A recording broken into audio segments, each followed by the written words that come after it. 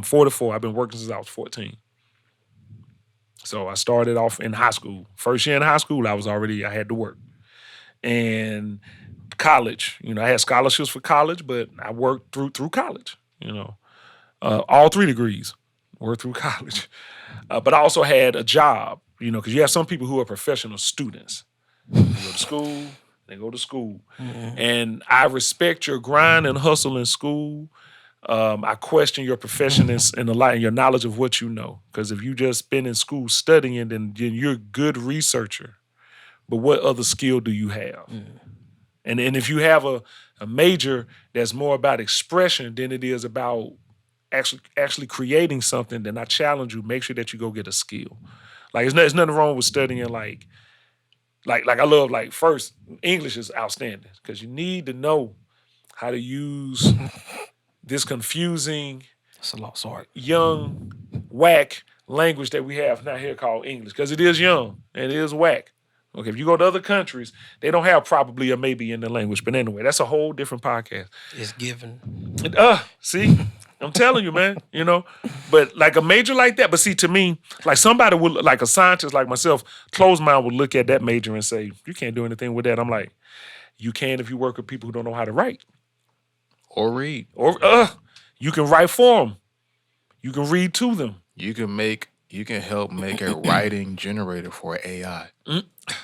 So teachers can't lose their jobs; they just have new ones. And that's where using technology to your benefit is very important, But that's also what taking the full opportunity. I don't think there's anything wrong with working a 9 to 5, or in my case, it was an 8 to 8. Okay, when I worked, and I tell you, I worked at North Carolina State University, not that far from here. So go Wolfpack, because that's where I got my doctorate. And I worked in the College of Natural Resources there, had a great experience, was there for almost 14 years. While I was there, so my job was diversity, basically. I was the first diversity director that this particular college had. And, when they talking about diversity, they trying to bring more people that look like us, women that look like us, and some people a little bit more light-skinned than us, and, and some who, have different orientations, maybe, like then. I have no idea, but, I'm just saying. So they want to bring all of that in. All right. So in order for that to happen for me, an ignorant person who didn't know a lot about various communities, I had to go learn. So I had to go learn about LGBTQIA plus is another, of using, representing that population. There's another letter in there now? Yeah. Oh no, it's a lot, man. It's a lot. I mean, you have, of course, of course, lesbian, bisexual, gay, transgender, queer, but then you have intersex, intrasex, you have asexual, so it's a lot of different identities in there, and it is a spectrum. And I'll be honest, for me, it's important to know, because they're in our family, folks in our family, it's our friends, it's all around us. But let me just talk about the money for a change for a moment, though. It's important to know, because there are many people out here who do not know and who will pay you to come in and teach them that, so that they won't offend someone, so that they won't say the wrong thing, so that when they hire somebody, they can interview them appropriately and not do something illegal. That's a paycheck. Because people are lazy. They won't Google on their own, or go to a library. I still go to one every now and then, They won't go and do the research on their own. So what you really have now is a lot of people who don't know how to think on their own. You have groupthink. So people just want you to show them. Tell me how to do it. Like, as a hip hop artist, I make my own music. I work with producers, but I can make my own music. So I don't have to have a producer on my label to make my stuff, but I have to make the best, because my producer, Joe T, the producer, JS20,000, DJ Green, they're the best to me. These individuals create things that they're teaching me. The difference between me and them, minus Joe T, is that I actually am an instrumentalist, though. So I can teach them about how to play, and I say it like this, real music. Like, I can show you how to make it from the ground up, write measures, do the different clefs, put the notes in, know what a crescendo actually means, know what's going on in the beat when it's happening. So I can teach producers at the same time, because I know music theory. That in itself is a paycheck. The majority of producers now actually don't know music. They know machinery, but they don't know music. And most people don't even know how to listen to real instruments and vocals. Oh man, it's drowning out the vocals. It's because your dumb ear isn't geared to actually hearing real music. No, it's not. And it's the music. Understand the notes, how it's really being played. And if we were playing live, music is imperfect. It's not supposed to be this, So, but like that's a paycheck because there are people who don't know how to do that. So what I did, everything I'm saying to you now, I did not know the way that I'm saying it until within the last 3 years. So I won't even lie to y'all. So I'm talking about since the pandemic. The consulting started because working in diversity, and they wanted me to help recruit and bring in more black and brown people. I would have to go out and recruit, talk to high schoolers, talk to college students to come to grad school, talk to doctors who are graduating to come and become faculty. So I'm talking to them, yet they're probably majoring in something that's going to make more money than I had ever made. They are going to have an opportunity that I'm not going to have because I'm not trying to get tenure in the academic system. But the way that I spoke engaged them and made them want to come work where I worked. That's a skill right there. So then when people started bringing me out, can you come and talk to my students about forestry? Can you come and talk to my students about environmental science? Sure, no problem. And then when I got a $150 check, I'm like, what'd you pay me for? Oh, for your time. Oh, really? Thanks. So I was thankful for that. That first one, like, man, $150 or $50. I was like, wow, hold up. If that's the case, well, shoot, hold up. Let me make sure I got something for them for real. So then I started making real presentations, let me see if I can find some pictures, put them in the slides, let me memorize my presentation, so that, and memorization to me is a type of intelligence, but it's definitely not the best one. So, because you have to have emotional intelligence when working with an audience. That's why I said what I said about these performers. I'm like, please, I need you to do more than just show up on stage. So, 150 start turning into 300 turning to 350. Now I got to make sure conflict of interest is right, because if I'm doing work within an institution, I need to make sure I'm not getting paid while doing that work and get paid on my own time. Okay, that's when business starts kicking in. All right, so what do I need to do? Now, here's another thing that you know about me, Dre. For years after undergrad, and I went in undergrad in the late 90s, I didn't sleep more than 4 hours a night. Most nights, 2. So while I'm not sleeping, I'm researching. How do I start an LLC? Okay, maybe I want to do an S Corp. All right, what all do I need? So I'm using the time.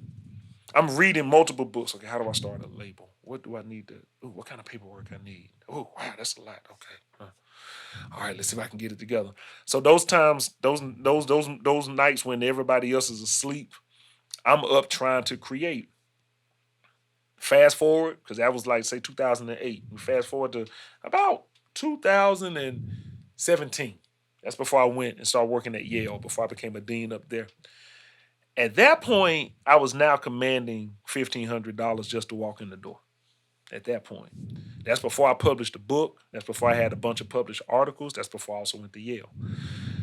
And for 30 minutes or an hour, have a price, have a sliding scale, because some places can't afford that. I would rather be with a community that wants to do the work, that can't even afford $500, than to go talk to a corporate company that can probably pay me 10, who don't want to do it. Because remember, I said I'm not chasing the money. I'm chasing the experience. I actually want to do something. I want to help people. I'm not going to say change the world, because I'm going to, like I said, I started my corner. It's not only my job to change the world. It's all of our jobs to do that. So, so I started just continue doing more lectures, and I had a business on my hands because what started happening was, and this is no hate to you, Wolfpack, because I still love you. That was like my big start. Not my only start, because I used to work for the government before that. But y'all, my big start. But when working, it's like you said, working hard, it costs you more money. When working right around the corner started costing me more than it was to speak, that's when I knew something had to change. If I'm at work for 8 hours a day, and I can finish everything I need in less than 4. I'm very efficient when it came to work. And I knew my job. I made the job, basically. So I can finish the job in 4 hours. So what do you think I'm doing the other 4? Still working and making appointments. Yeah, I can be there at this time, I'm checking my account. What time? Okay, all right, I get off work at 5. I got to do that lecture at 7. I can make it.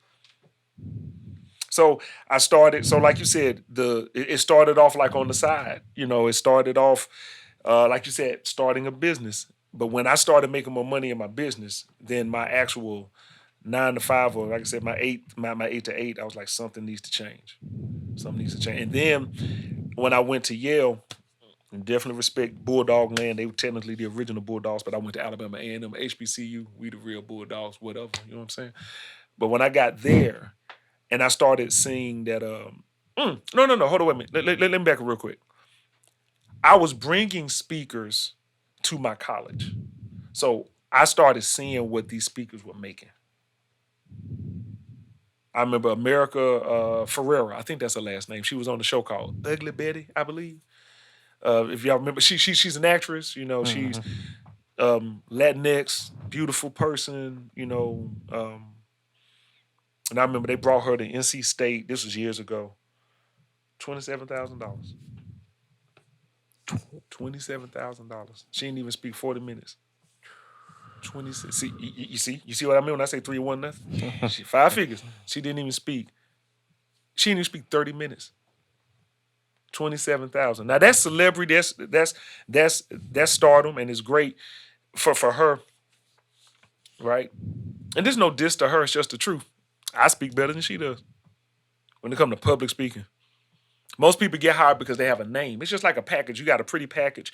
And I'm like, that pretty package doesn't actually mean you're getting what you need. It just looks good. That's why packaging is important. Because that's how most dummies get taken. Put it in a pretty package.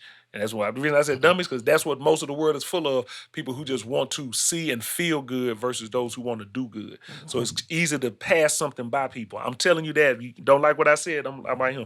You can deal with yourself. Because if it hurts, say ouch. I'm trying to tell you that to wake up and use your head. So when I started seeing what they were making, I went, man. I remember I brought a brother from UNC. I won't say his name because I still love this brother. And what this individual makes is not the world's business. But I brought him in to do a lecture. I only had $1,500 for the budget of paying for this lecture, but his payment was $5,000. So the reason why I'm not gonna say his name is because he did me a favor when he came in for $1,500. He was like, Thomas, because you doing it, I'll do it. Just don't tell him what you pay me. I said, I won't. And I said, matter of fact, you know what else I'm gonna do? I'm gonna make sure somebody else bring you in. And they did, and they're gonna pay your fee, $5,000, because I'm not gonna tell them what you let me pay you, And sometimes you gotta do that. Sometimes, look, I'm not against doing things for free. I'm not, because like I said, it's not about the money, but that free thing may be a launching pad to something else. But when I saw what they were making, I said, man, I can for do you this. or somebody else. Yeah. Helping. Oh, my goodness. And when it's both, it's great. Because then y'all basically become a team and we can make money together. When I saw what they were making, I went, man, I can do this. I can. I'm a great speaker. Matter of fact, a lot of people I was bringing in, I was a better speaker than them. I knew it. I'm like, did he say every other word? He stutter? Did she forget her points before? I can do this. Okay. And so then I started putting myself out there by every time I did a talk, I would make sure that was leading to another one. If Jay brought me in to do a lecture for, let's say, NC State, I would say to them, don't pay me, because I'm on NC State's time. I got to be legal. Don't pay me because I'm on NC State's time. But if you can bring me in for something else that's not about NC State, or bring me in another time, I'll take an honorarium and we can work it out. So I built up a client list over the last 10 years. That's basically what I was doing. So that means don't burn relationships. That's the most important thing. Not even the money. Don't burn or ruin relationships. If you don't burn the bridge, you can always walk back and forth across it. So keep the relationships tight. Stay in touch with people. Don't disappoint. Be congruent. Do what you said that you're going to do. Be early, on time, and just make sure that you execute. And so that's what happened. And then when I got to Yale, and I thank Yale for even giving me a shot and bringing me up there, it was like I was the rocket. I was the explorer. And it took off. I was like, whoa. Because now I became exposed. And now people saw me. And then that's when it was off to the races then. But having that business in check is so important, and that's what I learned over those 10 years, and still learning. But that's what I learned. Okay, make sure that when you walk in the room, if you don't know anyone, speak to everybody. Even if it's just, hey, how you doing? My name's Thomas Easley. How you doing, Dr. Easley? My name, that's it. I got friends. I don't need no fake friends. So just talk to them and get out the way. Talk to them, get out the way. Talk to them, get out the way. Then when it's your time to do the job, get up there and do the job. I watch so many people like I'm doing now go on and on. Don't do this when you're paid to do a lecture. But I will watch them and go, man, just get to the daggone points we can go. So I got proficient in that. And then next thing you know, you just have to know what people want to spend their money on. And I give them what they want and more.